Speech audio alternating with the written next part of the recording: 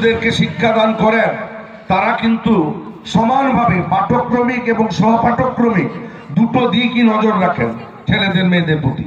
সঙ্গত কারণে এই সময় অ্যানুয়াল পরীক্ষা যেহেতু শেষ হয়ে গেছে, তাই বিভিন্ন জায়গায় বিভিন্ন অর্গানাইজেশন, বিভিন্ন ক্লাব, বিভিন্ন সংস্থা তারা কিন্তু নৃত্য প্রতিযোগিতা, সঙ্গীত প্রতিযোগিতা, অঙ্কন প্রতিযোগিতা কোথাও না কোথাও হচ্ছে, আজকেও আছে।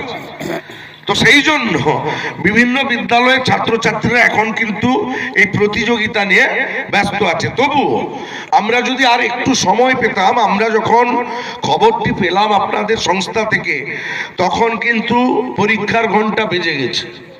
সেই জায়গায় যতটা পেরেছি প্রত্যেকটা ক্লাসে ক্লাসে গিয়ে বাচ্চাদেরকে বলেছি, রেজাল্টের দিন বলেছি, গার্ডিয়ান মিটিংয়ে বলেছি। তারপরেও আজকে বাচ্চারা হয়তো